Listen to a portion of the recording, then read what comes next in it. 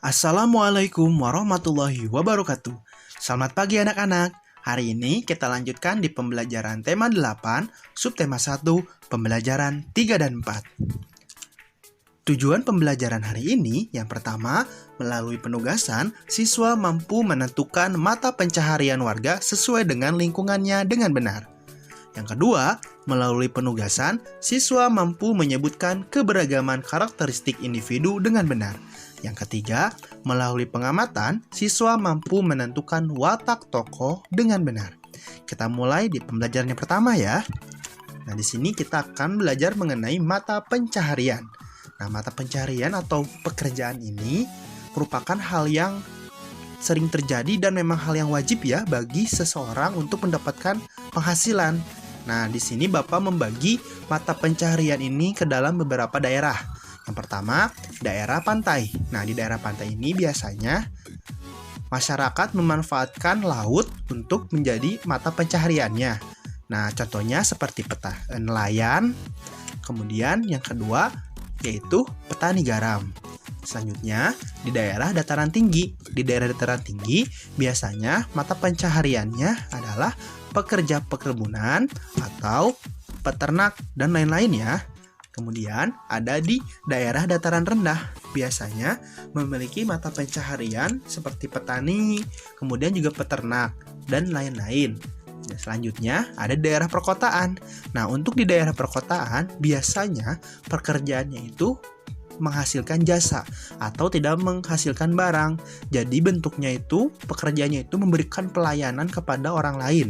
Nah, contohnya seperti guru, kemudian ada polisi, juga ada tukang cukur.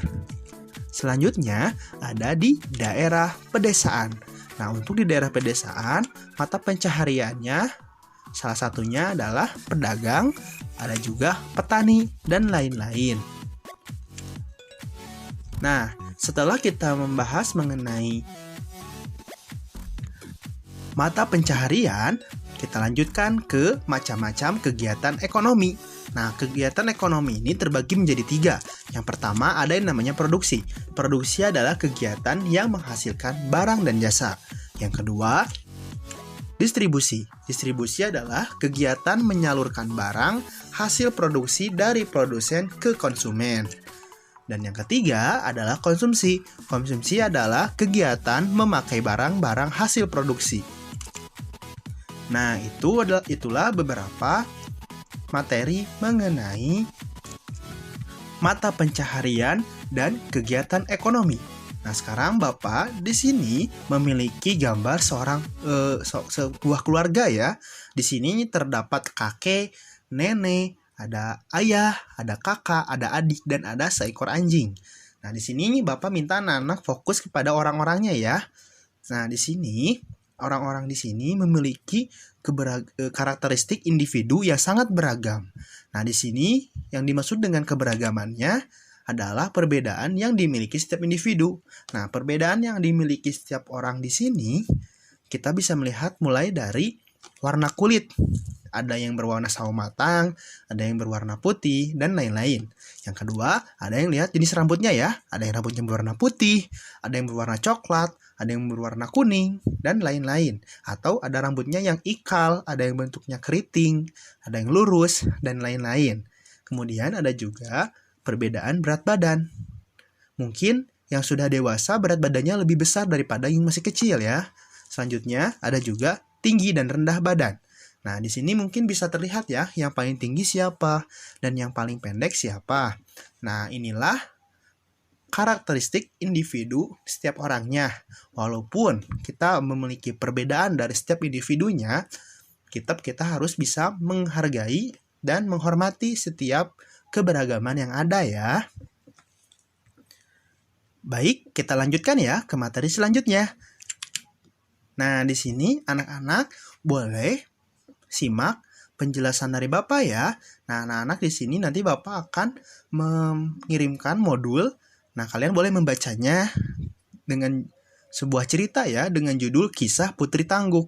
Nah, bagi yang tidak ingin melihat, tidak ingin membaca, maksud Bapak boleh anak-anak nonton ya di YouTube. Nah, nanti Bapak sudah ada linknya di bawah. Nanti anak-anak boleh mencari, kemudian menonton kisah Putri Tangguh. Nah, tetapi di sini Bapak akan menjelaskan sedikit mengenai kisah Putri Tangguh.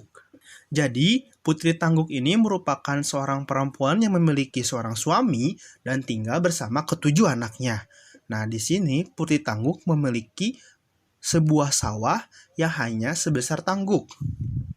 Nah, walaupun lahannya sangat kecil, tetapi setiap padi yang sudah dipanen, maka padi itu akan tumbuh kembali dan tidak akan berhenti, sehingga menyebabkan semua lumbung padinya penuh dengan padi.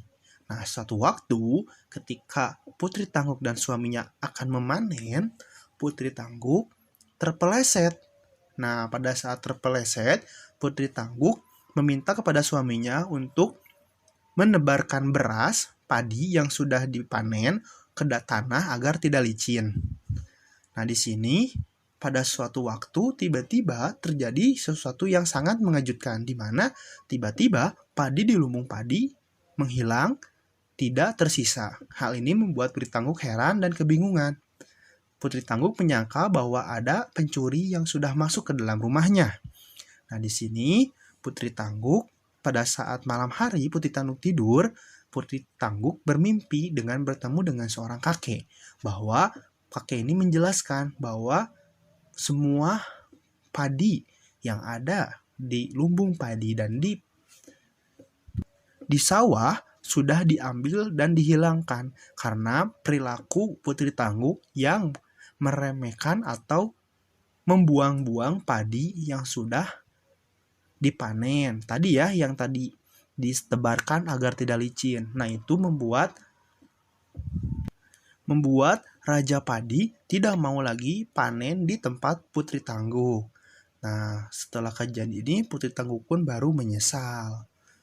Begitu sedikit cerita mengenai kisah Putri Tangguh ya. Nah, tadi kita sudah mendengar sedikit kisah tentang Putri Tangguh. Nah, anak-anak, apakah ada yang tahu Putri Tangguh itu siapa? Ya, Putri Tangguh ini merupakan tokoh ya dalam sebuah cerita. Nah, ada yang tahu tokoh itu apa?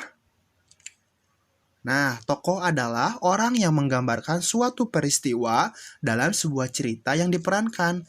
Tokoh ini terbagi menjadi dua. Yang pertama adalah tokoh utama. Tokoh utama adalah tokoh yang memiliki peran penting dalam suatu cerita. Yang kedua, tokoh tambahan atau peran pembantu adalah tokoh yang memiliki peran tidak penting dalam cerita. Nah, di sini tadi Putri Tangguh pertamanya sombong ya, dengan sombong dan mubazir gitu ya, menebarkan benih, menebarkan padi yang sudah dipanen ke tanah agar tidak licin gitu. Nah, itu merupakan salah satu bentuk peran. Nah, di sini peran dalam tokoh cerita itu terbagi menjadi dua juga. Yang pertama, ada peran protagonis atau ada peran yang baik, dan juga antagonis, yaitu peran yang jahat. Nah, cukup untuk pembelajaran hari ini ya. Sampai jumpa di pembelajaran selanjutnya.